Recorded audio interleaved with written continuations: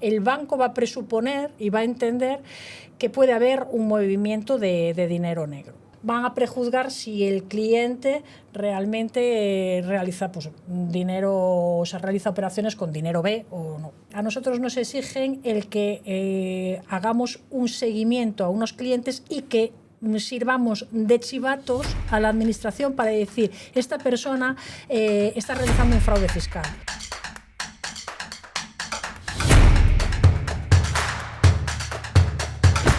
Esther, experta en reestructuración empresarial, y una vez más vamos a hablar de información fiscal relevante para autónomos, para empresas, para todas aquellas personas que estamos obligadas por ley a conocerlas.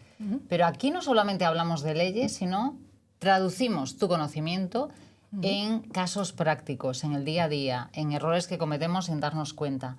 Los 2 capítulos anteriores profundizamos sobre un tema que hoy vamos a ampliar en algo que nos compete a todos y que tenemos esta batalla legal contra el dinero negro. ¿Es el fin de las trampas fiscales? Sí.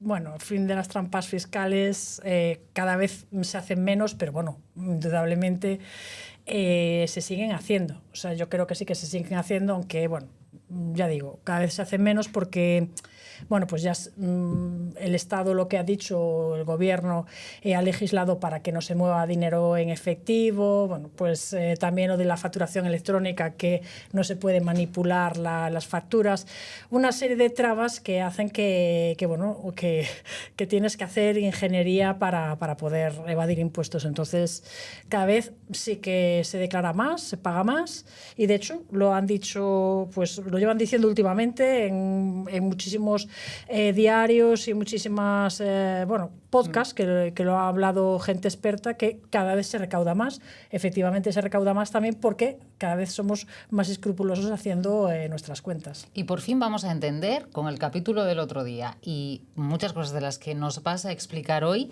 vamos a entender el por qué están ocurriendo estas cosas, por qué nos vemos obligados, porque a veces tenemos como esta resistencia, y si nos explican de dónde vienen, nos vas a hablar principalmente hoy de 2 leyes, y vamos a hacer un poquito de historia para saber de qué situación partimos y qué se pretende, ¿no?, con esto. Sí, básicamente lo que se vino, bueno, los requerimientos de la Unión Europea, que casi siempre seguimos requerimientos de la Unión Europea, es que se luche contra el blanqueo de capitales y contra el terrorismo. Entonces, se han publicado 2 leyes, se legislaron, una en el 2010, que es la de prevención de blanqueo de capitales, y después un poco más adelante, de 2021, lo que sería la ley antifraude.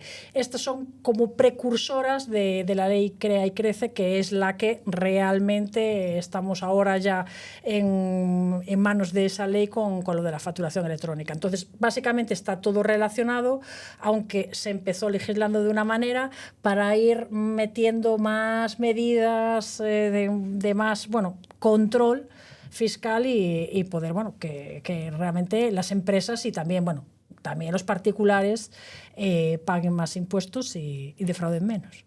Defraudemos menos, y que a veces cosas que no entendemos, como esta, por ejemplo, que nos decías de el dinero metálico, de que no se pueden hacer esos ingresos de más de 1.000 euros. Vamos a entender ahora de dónde viene eso y que esta ley de prevención de capitales, no sé por cuál de las 2 podemos empezar. Pues por empezamos, la de blanqueo de capitales. Sí, la de blanqueo de capitales, porque es la primera, es la de 2000. Historia, ¿no? Sí, es 2010 y realmente yo creo que es mejor empezar por el principio y ver un poco cómo sigue la línea temporal para que nos demos cuenta de cómo. ¿Qué pasaba en el 2010 y por qué se toma esta medida y cómo nos incumbe? En el 2010 lo que decía, en Europa básicamente lo que dijeron es aquí se mueve muchísimo dinero, hay libre mercado y se mueve también mucho dinero B. Hay muchos bancos que se abren cuentas y que no se están declarando, no se ve el procedimiento de ese dinero. Entonces, en esa ley, el preámbulo, que es lo que realmente todos tendríamos que irnos al preámbulo de las leyes, o sea, el principio, que es la introducción, es donde nos explican de qué va a tratar la ley, pues nos vienen a decir básicamente que quieren luchar contra el blanqueo de capitales, evidentemente, básicamente, o sea, el dinero de blanqueo y de la lucha contra el terrorismo. Entonces, bueno, básicamente esta ley habla de 5 puntos importantes. El primero es, esta ley nos da un poco importancia a los asesores y a los profesionales, que somos los que tenemos que perseguir ese fraude fiscal. Digamos que sois como el punto intermedio entre cliente y Exacto. destino final. Vosotros sí que tenéis conocimiento, Sí, tanto exacto. asesores, bancos, ¿qué más? Asesores, bancos, gestores administrativos, personal de inmobiliarias, bueno, todo lo que serían realmente profesionales que tengan datos sensibles de clientes y que, bueno, esos datos procedan de, bueno, pues movimientos de dinero, es lo que somos los que estamos en el punto de mira para que nosotros persigamos eso, o sea, ese blanqueo de capitales. Porque o sea, ahora por estamos ley haciendo trabajo nosotros. Estáis obligados a informar. Estamos obligados a informar. Entonces, uno de los puntos fundamentales en esta ley es que cuando cogemos un cliente, de nuevo, es pedirle los datos identificativos, los datos, o sea, el DNI o el CIF. Si tiene una sociedad, ver que realmente no es una sociedad de papel, de pantalla, sino que realmente tiene una actividad real. Y bueno, pues a priori a todos, bueno, pues no nos despierta dudas si vemos una sociedad, una escritura, y decir, bueno, pues escritura y este señor, bueno, pues o sea, que los documentos... yo no creo que con eso vaya yo a prejuzgar y a prever que esa persona se dedica a blanqueo de capitales. Pero bueno, nos dicen, identifique a su cliente y vea que realmente tiene una actividad real. Y te piden esos documentos, escritura... Sí, CIF o escritura y CIF. O sea, eso básicamente es lo que deberíamos, en la ley nos dice que es lo que deberíamos cotejar para ver si realmente esa persona, bueno, pues no hay una empresa pantalla, ¿no? Que es lo que hacen los bancos cuando vas a abrir una cuenta de empresa, es lo que hacen los asesores. Correcto, y otros. Buscan como agentes secretos, entre comillas, sí. Sí. Pero colaboradores de información que lo tenéis en teoría más accesible, sí, ¿no? Estamos haciendo un poco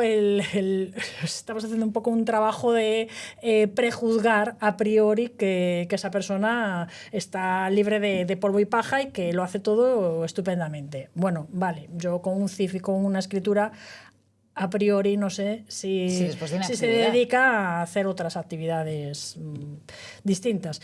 Sí que evidentemente si es una actividad de comercio, pues, como zapatería, un bar, bueno, cualquier actividad que realmente tenga un establecimiento permanente es mucho más fácil. Ahora, cuando hay actividades como las que son nuevas ahora que utilizan en este caso pues los generadores de contenido o bien actividades como la nuestra, que puede ser de asesoramiento o alguna consultoría, formación, esas actividades que a priori no lo ves tampoco tan, no es que no sea real, pero bueno, que te puede dar un poco una idea de que puede haber algo ahí. Bueno, quitando esos dos epígrafes de IAE, yo a priori prejuzgo que todo está correcto viendo esos documentos. O bueno, si es una persona física, que es un autónomo, pues un fontanero o lo que sea, bueno, pues el alta de IAE de Hacienda, pues yo voy a entender que está todo correcto, ¿no? Entonces ese es un punto que nos dicen, persigan esto y miren y comprueben esto y vean si realmente, bueno, pues existe una actividad real o no. El 1 aclarado, todos los que tenéis obligación de informar. Pasamos al punto 2 de esta ley de prevención del blanqueo de capitales. Aquí es que tenemos que incorporar un canal interno de denuncias ante el SACPLAN, que te lo voy a leer porque es que esto es básicamente complicadísimo acordarse. Pero bueno, es el Servicio Ejecutivo de Comisión de Prevención de Blanqueo de Capitales e Infracciones Monetarias. Básicamente es la policía de todas las infracciones que se vayan a realizar a nivel de fraude fiscal, ¿no? Entonces, aquí, ¿qué es lo que, para poner un ejemplo un poco claro de lo que a nosotros intentamos... A nosotros nos va a importar realmente. Exacto. La ley es una cosa, pero a veces es engorrosa. Exacto. Dinos cómo nos afecta esto a nosotros. Los bancos, habitualmente cuando tú haces movimientos bancarios, bueno, pues movimientos que no hay ningún problema, bueno, pues el banco no va a informar. Pero cuando realmente un empresario empieza a realizar algún movimiento que puede ser superior, una cantidad bastante superior a lo que realmente factura, ¿no? O sea, recibir ingresos de otras cuentas. Que haya un pico, ¿no? Que tú tienes, sí, que haya un pico bastante... 2.000 y de repente aparecen 20.000. 20.000, efectivamente, y con la actividad el banco va a presuponer y va a entender que puede haber un movimiento de dinero negro. Entonces, ahí, ¿qué abre? Pues abre ese canal de persecución o, bueno, pues de control para poder ponerlo a disposición del SEPLAC todos los datos. ¿Qué es lo que por ejemplo, en mi caso, qué es lo que me pasó hace poco? Que he recibido la visita de una clienta que en su momento, cuando se jubiló, que ya se jubiló hace bastantes años, antes de la crisis del 2008, poquitín antes, cobró el plan de pensiones, lo cobró todo de una totalidad, de una tacada. Dijo, yo no quiero que me vayan pagando poco a poco, entonces yo lo quiero cobrar todo. Quiero mi dinero porque no me fío de nadie, ¿no? Entonces cobró ese dinero, le hizo la transferencia a la compañía de seguros, cobró ese dinero y lo quitó del banco, lo retiró. Y lo llevó para casa o para donde fuese, no sé. Y lo guardó ahí. Entonces hace un mes y medio, viene por el despacho y me dice, mira, es que yo ahora realmente tengo miedo porque están entrando en casas a robar y tengo miedo a que me roben el dinero. Entonces quiero ingresar ese dinero en la cuenta. Dije, ten cuidado, porque claro, tú ahora tienes una pensión, es una pensión no muy elevada, tienes una pensión de 800 y pico euros. Claro, si tú ahora vas a hacer un ingreso de 40 y tantos mil euros que tiene el plan de pensiones... Que ya no se podría. Bueno, podría, pero a priori el banco le va a decir de dónde procede este dinero, ¿no? ¿Quién se lo ha dado? Pero verás si los hijos... pero esa trazabilidad sí que es posible. En el año tanto... Bueno, desde el 2008 hasta el 2025 el dinero, sí que efectivamente en su momento retiró el dinero, pero bueno, puede haber más dinero o menos dinero, y el dinero no es que tenga una trazabilidad de que tenga ese número de serie, el billete, y es que ha retirado este dinero y ahora vamos a introducir ese número de serie. Se está presuponiendo que la gente no ahorra metálico. Se presupone con la idea que tenemos y que se tiene de que los españoles somos poco ahorradores, aunque sí que movemos mucho dinero que estoy completamente en efectivo. En desacuerdo. Es como el impuesto que se pagaba, que no sé si ahora se sigue pagando, por el CD famoso, que tú pagabas de 10 euros que costaba un CD. Esto para gente que tiene una edad. Se hizo una ley presuponiendo que se pirateaba, que esos CDs grabables, que en realidad nosotros los utilizábamos para grabar las copias de seguridad de la empresa, sí, de datos, se presuponía que eran para piratear la música y demás, con lo cual tú pagabas, no recuerdo, pero si te costaba 6 euros, había 1 euro que se había puesto un impuesto porque se supone que contra la piratería. Y yo decía, pero ¿por qué se me presupone a mí que porque voy a pagar por la piratería de otros? Es que España es uno de los países que mueve más dinero en efectivo. Y de hecho, es uno de los países... Pero no tiene por qué ser negro. No tiene por qué ser negro, pero sí que efectivamente, ¿qué es lo que va a hacer el Estado? Esta señora que tiene un dinero que ingresa en la cuenta, puede ser que haya sido un dinero que ha retirado y que tiene más o menos, bueno, pues en un espacio temporal, temporal, efectivamente. Son casi 20 años. Claro, aquí es muchísimo tiempo. Bueno, pues que realmente se diga que ese dinero es ese dinero que ha retirado del plan de pensiones, por un lado, y por otro lado también se puede decir, bueno, pues a ver, ¿tiene familia esa señora? ¿Tiene hijos o marido? ¿Los hijos le han podido dar ese dinero para que ella ingrese en la cuenta? Bueno, pues vamos a mirar si es una donación. Usted justifique que no, bueno, pues mis hijos no lo han dado porque empezarán a buscar esa trazabilidad, en una palabra. Pero a priori se prejuzga, que es lo mismo que nos dicen a nosotros los asesores, bueno, ustedes tienen que hacer como de gato y ratón, van a prejuzgar si el cliente realmente realiza se realiza operaciones con dinero B o no. Bueno, pues yo lo dejo siempre un poco en stand-by. A mí si un inspector me dice, bueno, tú no sabes que este cliente no ha facturado, yo no soy el cliente, ¿no? Con esa edad Yo creo que sí es posible que sea ahorradora. En mi caso, 20 años con todo ese dinero, pues claro, sería para sospechar no haberlo gastado. Sí, en estos momentos... personas de un perfil muy ahorrador. Sí, en estos momentos hay gente de perfil ahorrador, pero está claro que hay que justificarlo. Y cuando no tienes mucho argumento para justificar algo que puedes tener un problema y te puedes tener un control, yo a priori mi obligación es decirle, ojo, que si haces ese ingreso tú tienes que justificarlo y vas a tener que estar fiscalizada, casi seguro. Me parece casi el mundo al revés. Me parece es el mundo al revés, que sí, pero...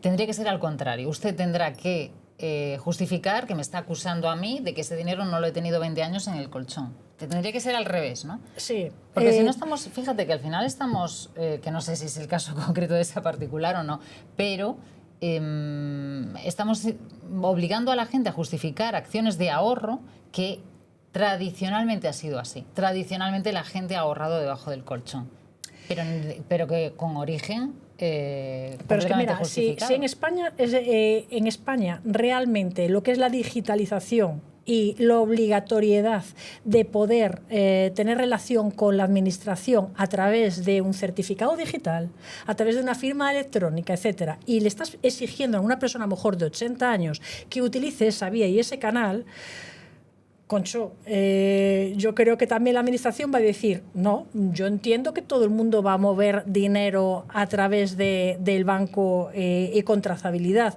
Entonces, esta persona, yo no entiendo que esta persona vaya a tener dinero en efectivo en casa. O puede tener a lo mejor 1.000 euros o 2.000 euros, lo que puede tener cualquier persona, ¿no? Pues un poco de dinero, pero no 40 y tantos mil euros. Entonces, estamos abriendo ahí una caja de Pandora de cara a justificar algo que va a presuponer el Estado que no va a existir, o sea, que realmente no existe, el ahorro, cuando realmente lo existe. Y que de hecho el Estado pide que se ahorre, pero por otro lado no ayuda a que se ahorre. Y que se ahorre de la manera que ellos quieren. Bueno, claro, es que tampoco es demasiado, demasiado democrático eso, ¿no? Si a mí me da la gana de coger hace 20 años y dejar todo mi dinero metálico, me arriesgo efectivamente a que vayan cambiando un poco las normativas que van persiguiendo, como el motivo de este capítulo es entender por qué se nos obliga a esto y ahora entendemos el contexto, no sé si lo compartimos. Yo en mi caso, por ejemplo, este caso me parece injusto y me parece que estás además castigando a un sector de la sociedad que es bastante, tradicionalmente, bastante español. Ahorrar así, sacando metálico y dejando en casa. Pero es lo mismo que a nosotros nos exigen el que hagamos un seguimiento a unos clientes y que sirvamos de chivatos a la administración para decir, esta persona está realizando un fraude fiscal.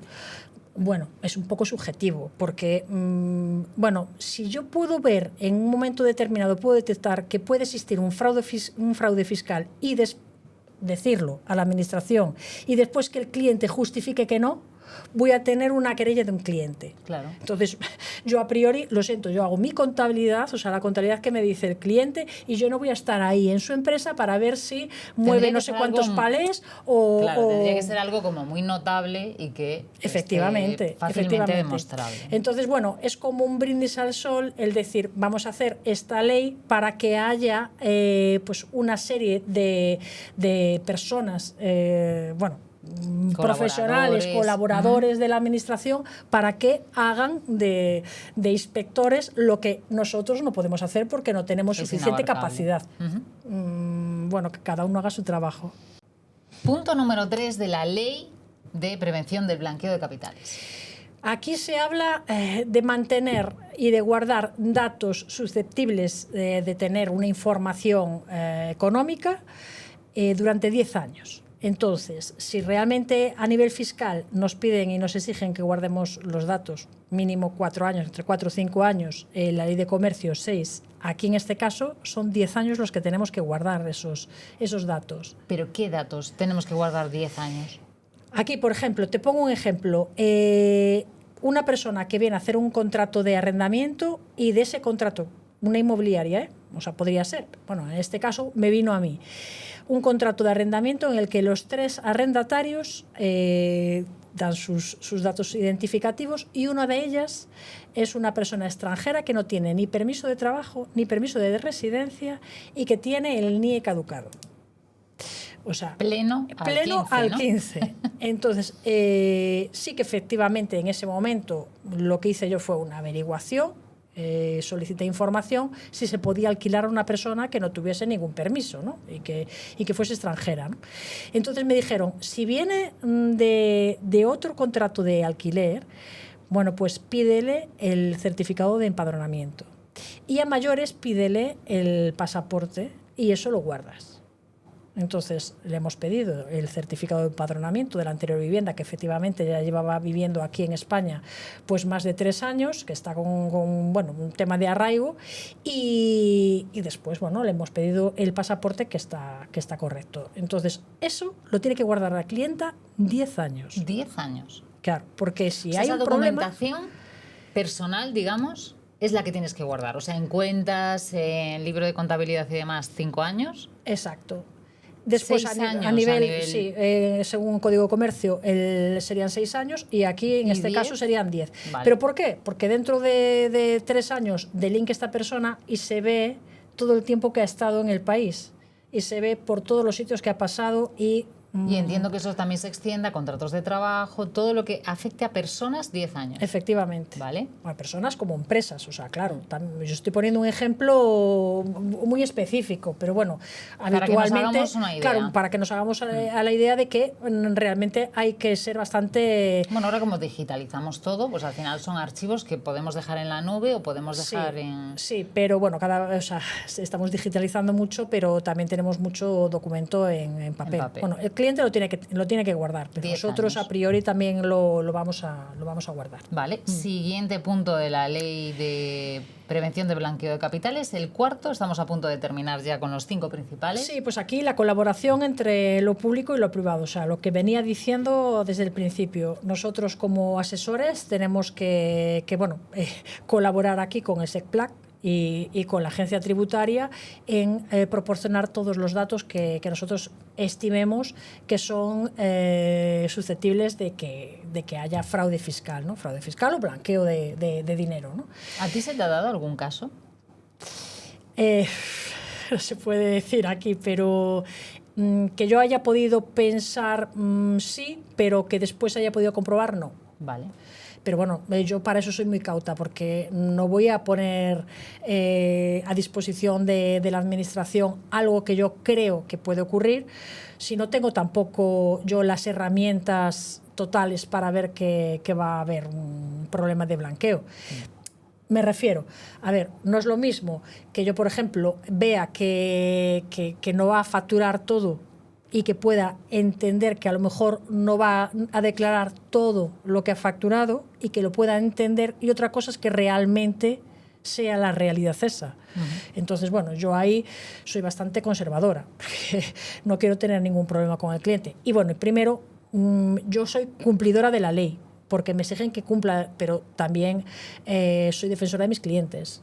Lo siento, pero antes le voy a decir, ojo, no hagas ni esto, ni esto, ni esto, porque me obligas a poner esto en conocimiento. Que la gente a priori cree que nosotros no tenemos esa obligación, y sí que la tenemos. O sea, moral sí, ¿no? Porque a ti también te conviene que tus clientes hagan bien las cosas, porque en el fondo por el supuesto respaldo, que sí. Por supuesto digamos que sí. que es tu asesoría, tu consultoría personalizada, la optimización de que tengas una buena contabilidad, la optimización de que tu negocio tenga las cuentas saneadas, de que lo puedas vender, que lo puedas...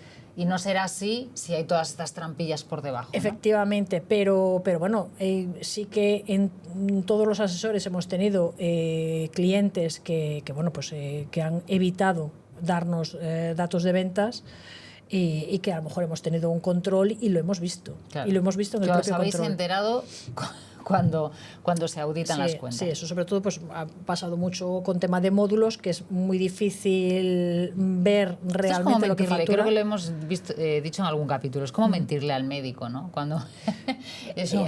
y hay pacientes que le mienten. Claro, sí, pues efectivamente. Es un poco lo mismo. Sí. Vale, terminamos para concluir, que nos estamos quedando con un conocimiento bastante histórico, pero con muchos ejemplos de por qué ocurren las cosas, para que no seamos tan reacios, que a veces esta sensación de control, si no se explica, incomoda bastante, ¿no? Si lo vemos en un contexto podemos entender o llegar a comprender. Como he dicho antes, yo por mi parte algunas cosas no las comparto, creo que deberían hacerse desde la educación y desde el compromiso de que es un bien común, pero sobre todo un bien para tu empresa. Pero vamos a explicar el quinto y último punto de esta ley. Pues el quinto y último punto son las sanciones a las que nosotros estamos sometidos en el caso de que no digamos y no demos información a SECPLAC y a la agencia tributaria. Entre 10.000 euros y mucho más y 150.000 para arriba están las sanciones. O sea, el no formar a nuestro personal y no informar a nuestro personal de eso, podemos tener una sanción entre 10.000 y 60.000 euros. O sea, ojito que es, hemos tenido que hacer todos cursos de la prevención de blanqueo de capitales. Eso por un lado. Después lo que es el incumplimiento de la diligencia, o sea, ser dirigente y decirle a la agencia tributaria esto sí que es susceptible de haber una operación extraña. Bueno, pues nos movemos en torno a de unos 60.000 a unos 150.000 euros. Y puede ser más. Y eso sobre la asesoría, no sobre el cliente final. Sí, sobre la asesoría, porque nosotros somos los que tenemos que informar, si tenemos esos datos, informar a la administración. Por eso existe el punto anterior de esa relación público-privada. Nos exigen esa relación público-privada. Entonces, si nosotros no somos diligentes en nuestra información, podemos recibir esas sanciones. Y después, bueno, como último, el incumplimiento de comunicación, o sea, el no comunicar absolutamente ya nada, ya no ser diligente, el no comunicar de 150.000 para arriba, o sea, ya decir directamente ni diligencia ni comunico. Pero o sea, pocas asesorías o consultorías superan esa multa. Yo por ahora no conozco, o sea, no tengo ningún compañero que haya recibido una sanción por esto, porque ya digo, es bastante complicado el que a nosotros se nos impute una responsabilidad, bueno, a priori, porque no tenemos por qué verlo. O sea, lo tenemos que ver muy claro. O sea, yo a priori no he visto nada claro que haya podido haber un blanqueo de capitales o, bueno, pues yo qué sé, pues una actividad que realmente era para aflorar dinero B. Yo eso no lo he visto, ¿no? Ni yo ni compañeros que tengo de profesión, que conozco y que he hablado en el momento de la ley, que hemos hablado bastante tranquilamente del tema y no hemos visto. Entiendo que además bueno, eso no se, desde la absoluta ignorancia, evidentemente, pero entiendo que eso no se habla abiertamente. Si alguien tiene pensado ese plan, no se lo va a contar a nadie. Lo hará de una manera que disimule, ¿no?, con otro Yo entiendo, negocio. Hombre, yo si tengo una empresa, lo que voy a hacer es a priori, que yo siempre le digo, yo soy como tu confesora, tengo que saber de todo de ti, porque soy como tu médico, tu confesora, o sea, dame toda la información porque quiero llevar bien las cuentas, ¿no? Pero bueno, la gente que va a hacer algo fraudulento, yo creo que tiene su yo creo personal, que ¿no? Sí, no, yo creo que no lo va a decir. Algo externo, exacto, entiendo. Vamos. Exacto. Bueno, nos ha quedado toda la ley antifraude.